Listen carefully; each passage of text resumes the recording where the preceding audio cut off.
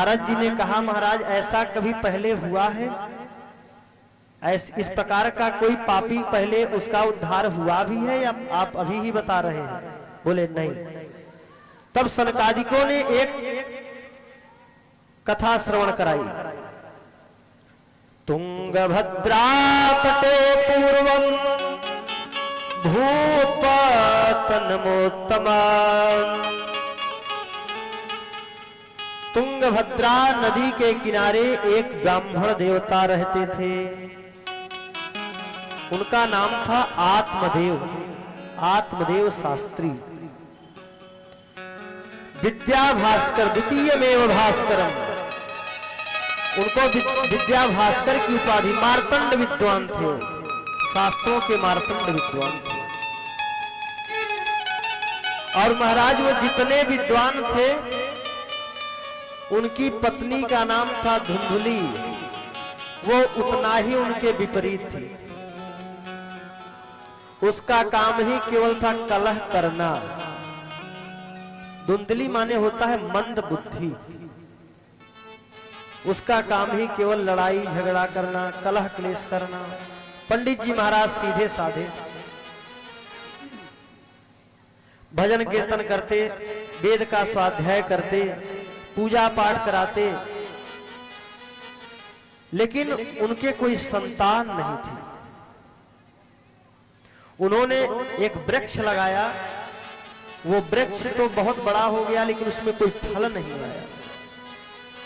एक गाय का पालन किया, उस गाय का पालन किया, सेवन किया, वो बड़ी हो गई लेकिन उसके कोई बच्चा नहीं हुआ।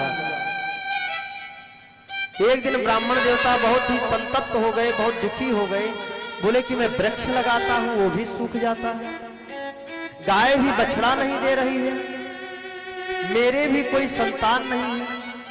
यह किस जन्म का ऐसा पाप उदय हो गया है कि ऐसा मुझे कष्ट भोगना पड़ रहा है। और मरने, बोले कि आज तो मैं मर जाऊंगा। और मरने की इच्छा से जंगल में चले गए।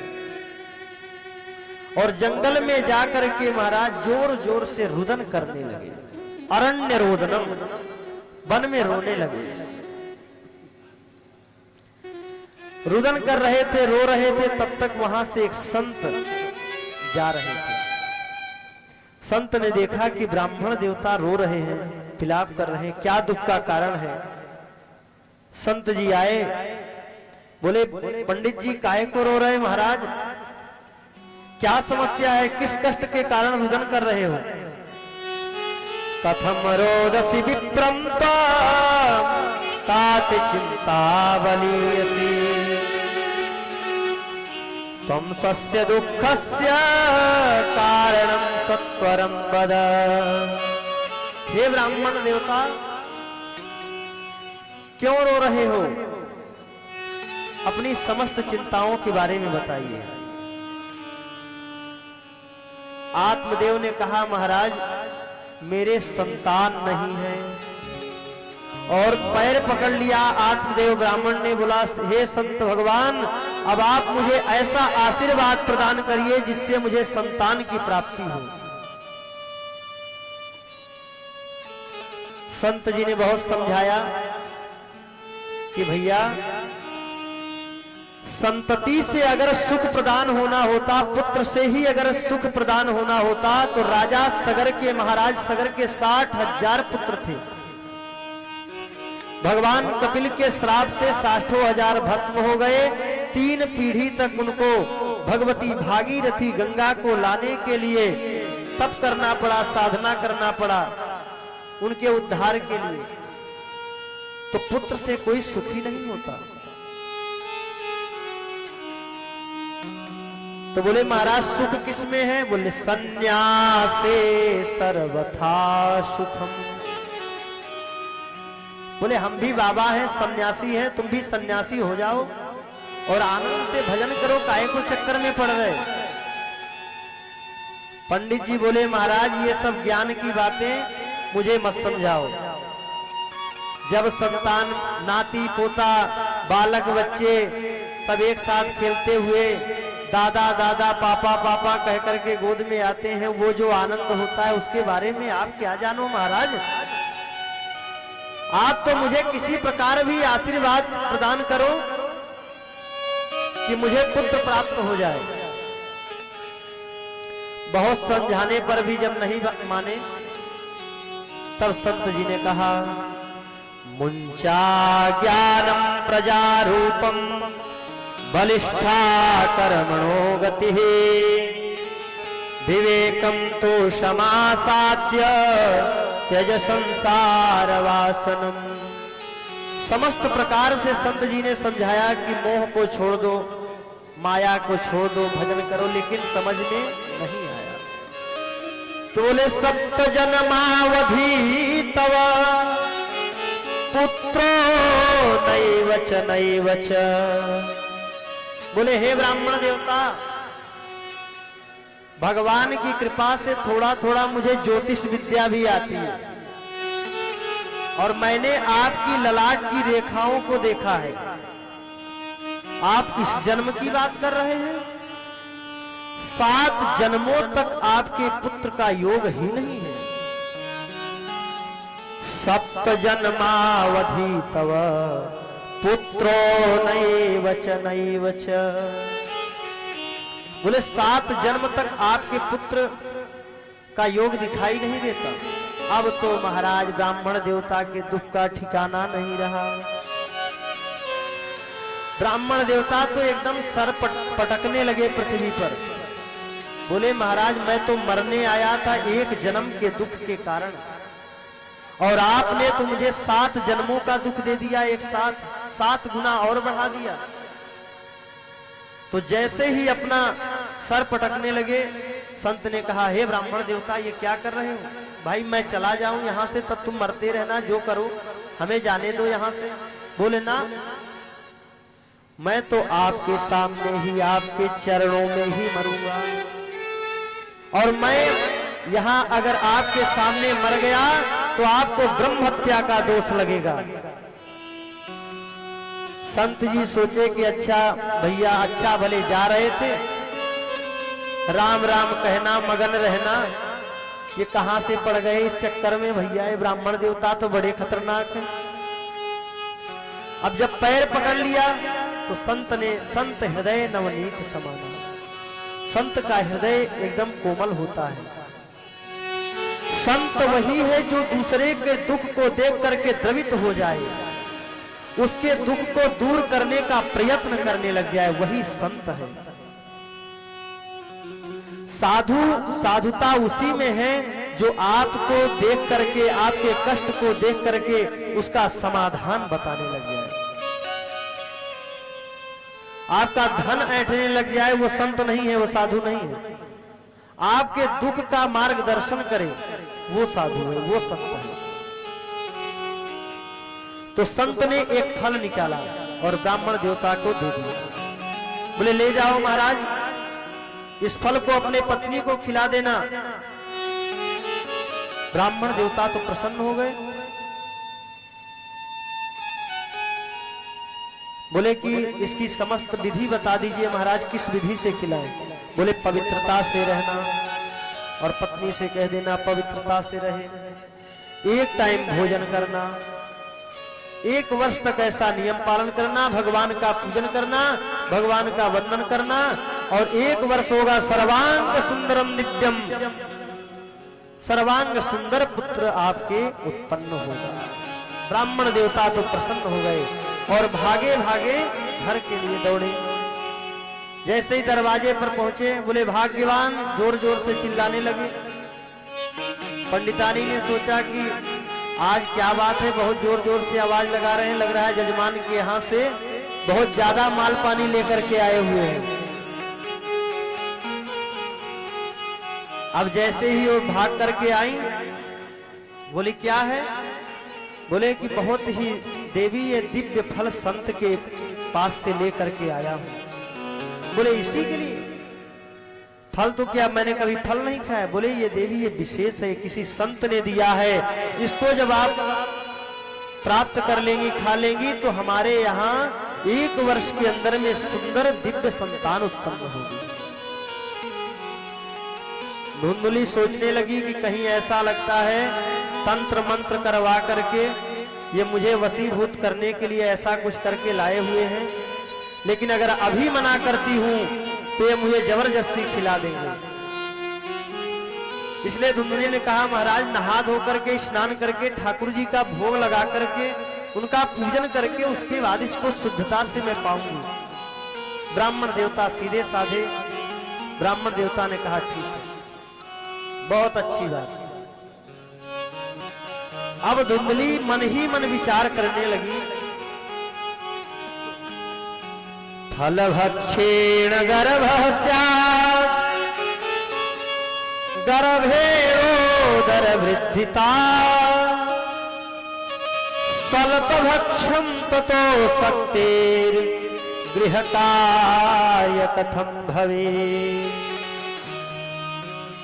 धुंधली विचार करने लगी, अगर मैंने फल खा लिया तो पेट बढ़ जाएगा, भोजन उतना ठीक से मैं कर नहीं पाऊंगी, तो मुझे कमजोरी आ जाएगी, और कमजोरी आ जाएगी तो मैं गृह का कार्य नहीं कर पाऊंगी। गृह का कार्य नहीं कर पाऊंगी तो मुझे अपने ननद को बुलाना पड़ेगा, और ननद आ गई तो 9 महीने में तो ये पूरा हमारे घर का सामान तो रफू चक्कर कर देगी। नाना प्रकार के कुतर्कों में वह उलझ गई। तब तक उसकी बहन आ गई। एवं कुतर्क योगेन तत्फलम नैव भक्षितम। कुतर्क में उलझ करके उसने फल का भक्षण नहीं किया। उसकी बहन आई और उसकी बहन यही चाहती थी कि इसके कोई संतान ना हो, क्योंकि उसके संतान की ढेर लगी हुई थी, उसके बच्चे ही बच्चे थे, इसके कोई बच्चे नहीं थे। वो उसके यहाँ ऐसी स्थिति थी कि खाने के लाले पड़े हुए थे, और इनके यहाँ ऐसी स्थिति थी कोई खाने वाला नहीं था, इतनी संपत्ति थी। तो उसने सोचा कि अगर इसके संतान हो गई तो सब उसी को हो जाएगा। तो उसने कहा कि बहन तू क्यों कष्ट भोगेगी, मेरे संतान होने वाली है, तू उसी को मैं तुझे प्रदान कर दूंगी और पंडित जी को वही बता देना।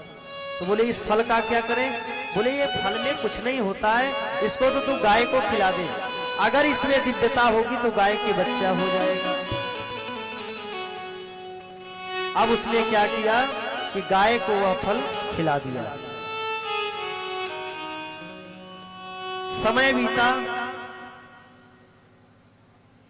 तो उसकी बहन के जो संतान उत्पन्न हुई, वह संतान जो है उसने अपनी बहन को दे दिया, पंडित जी को बता दिया कि यह मेरी संतान है। पंडित जी सीधे साधे बेचारे मान गए। उस गाय के भी एक संतान उत्पन्न हुई। उसके कान जो थे गाय के समान थे, तो उसका नाम हुआ गोकर्ण। नामकरण संस्कार पंडित जी ने किया, उसका नाम रख दिया गोकर्ण। जब इसके पुत्र के नाम रखने का, दूसरे पुत्र का नाम रखने का नंबर आया, तो धुंधुली ने कहा कि सबका नाम आप ही रखेंगे। सबका नाम आप ही रखेंगे। मेरा पुत्र है, 9 महीने तक गर्भ में मैंने रखा है इसको, मैं रखूंगी इसका नाम। तो बोले आप ही रख लो देवी। तो जैसे ही धुंधुली का नाम रखने का आया, तो उसका नाम था धुंधुली, और उसने अपने पुत्र का नाम रख दिया धुंधुकारी। क्या नाम रख दिया? धुंधुकारी। समय आने पर एक हुआ विख्यात और एक हुआ कुख्यात। यत कालेन तौ जातो तरुणो तनया बुभो गोकर्णः पंडितो ज्ञानी धुंधुकारी महाखलः। समय आने पर एक हुआ विख्यात और एक हुआ कुख्यात। जो गाय से उत्पन्न हुआ था उसका नाम गोकर्ण हुआ। महापंडित हुए गोकर्ण जी महाराज, शास्त्रों के वेदों के ज्ञाता हुए। और जिसका नाम धुंधुकारी रखा गया था वो महा एक नंबर का डकैत हो गया, चोर हो गया। ऐसा संसार में कोई कुकर्म ही नहीं बचा जो वो न करता हो।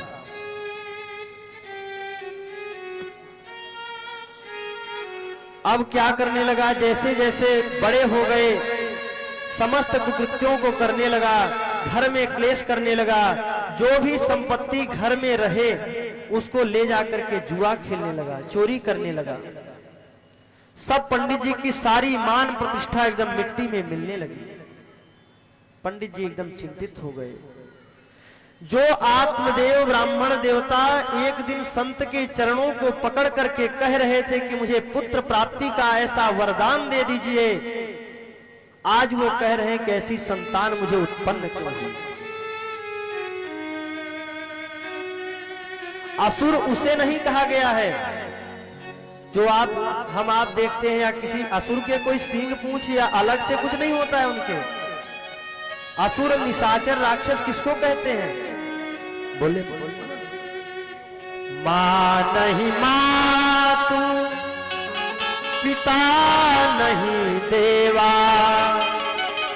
साधुन सन करवा वही सेवा। जिनके यहया चरण भवानी, ते जाने हो निशिचर सम प्राणी। राक्षस निशाचर असुर की क्या प्रवृत्ति है, इसकी क्या पहचान है? माता पिता को न माने, माता पिता का सम्मान न करे, साधु संत ब्राह्मणों से अपनी सेवा कराने की चेष्टा रखे। शास्त्र में एक चीज आया है, किसी का पतन होने वाला हो, इसकी अगर पहले से जानकारी आपको करनी है तो आप इसकी पहले से जानकारी कर सकते हैं कि कुछ ही वर्षों में इसका पतन हो जाएगा, यह निश्चित है।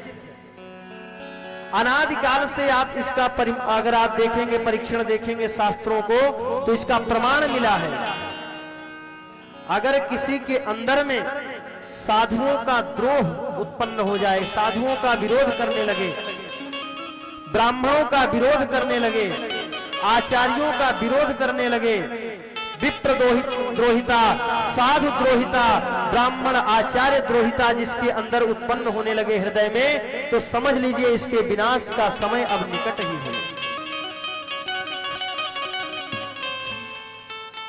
तो मां नहीं मात, पिता नहीं देवा, साधुन सन करवा वही सेवा। जिनके यहया चरण भवानी, ते जाने हो निशिचर सम प्राणी। जो माता पिता को न माने, साधुओं से सेवा करवाने की इच्छा रखे, वही निशाचर है, वही राक्षस है। यही काम धुंधुकारी करने लगा। आत्मदेव पंडित दुखी हो गए। एक दिन था कि वो मरने के लिए जा रहे थे, पुत्र प्राप्ति के लिए, और आज मरने के लिए पुनः जा रहे हैं कि मुझे पुत्र क्यों हुआ है। सोचिए कितने दुख की बात है। यही स्थिति आज घर घर में व्याप्त है। माता पिता, ऐसा कोई तीर्थ धाम अगर किसी के संतान न हो रही हो तो माता पिता जो है उस संतान के लिए कितनी तीर्थों का भ्रमण करते हैं, कितनी मन्नत मानते हैं, कितना अनुष्ठान कराते हैं, पूजन कराते हैं, जो उनसे बन पड़ता है वो करते हैं। लेकिन वही संतान जब बड़ी हो जाती है, जब होकर के बड़ी हो जाती है, तो उन्हीं माता पिता को नहीं मानती, उनका सम्मान नहीं करती।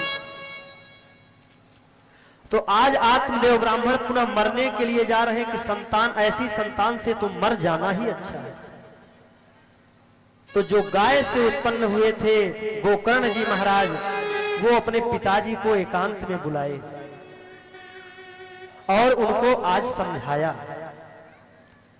2 श्लोकों में समझाया इसको गोकर्ण गीता भी कहते हैं। देहे स्थिमान सरुधिरे भीमतिम त्यजत्वा जाया श्रुतादिषु सदा ममता विमुंच। बोले पिताजी, इस हड्डी मांस से रचित जो ये शरीर है, इसको एक दिन छोड़ के सबको जाना ही पड़ेगा। जिस प्रकार से आप यहां से किसी तीर्थ में जाएं और कोई धर्मशाला में आप ठहर जाएं, तो परमानेंट आपका स्थान नहीं है वो धर्मशाला, और जो वहां पर आपके साथ में ठहरे हुए लोग हैं वो भी परमानेंट साथी आपके नहीं हैं। तो ये जीवन भी एक धर्मशाला है, ये शरीर जो है एक धर्मशाला है। इसमें हमें कुछ क्षणों के लिए, कुछ वर्षों के लिए, अरे 7 दिन में नहीं, 7 महीने में नहीं, 7 वर्ष में नहीं, 100 वर्ष में जाएंगे, लेकिन जाना तो ये भी शरीर भी एक धर्मशाला है, इसको एक न एक दिन जाना ही पड़ेगा। गोकर्ण जी महाराज ने कहा, देहे स्थमान सरुधिरे भीमतिम त्यजत्वम जाया स्तुतादि सदा ममताम विमुंच। बोले शरीर का जो माया है, शरीर में जो मोह फंसा हुआ है, ये मेरा शरीर है, इसका त्याग कर दो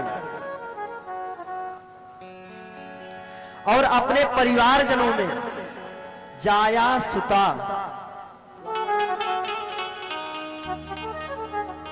जाया सुता दिशु सदा ममता विमुंच। पत्नी पुत्र इत्यादि जैसे आप धर्मशाला में जाते हैं और वहां यात्री ठहरे रहते हैं, आपके साथ में मिलकर के रहते हैं, उसी प्रकार से इस शरीर के पत्नी पुत्र इत्यादि साथी हैं, इस धर्मशाला के साथी हैं। ये कोई भी साथ जाने वाला नहीं है। पश्यानि संजगदिदां क्षणभंगनिष्ठं वैराग्य राग रसिको भवभक्तिनिष्ठः। इसलिए पिताजी, वैराग्य के रसिक बनिए, भगवान का भजन करिए और रसिकों के, संतों के संत में साथ में बैठ करके भगवान की कथा का श्रवण करिए। तुरंत ही, ज्ञानी तो थे ही, मार्तंड विद्वान थे, तुरंत ही समझ गए उन्होंने, तुरंत उनको याद आ गई उस संत की बात कि उस संत ने कहा था, मुनिर एकांत जीविनः सन्यासे सर्वथा सुखम। सबको छोड़ करके और आत्मदेव जी जंगल में चले गए। इस भागवत जी के 10वें स्कंध का पाठ करते हुए भगवान में अपने चरणों को लगा करके भगवान के चरणों में ही अपने प्राणों को विलीन कर दिया। बोले वृंदावन बिहारी लाल की जय हो।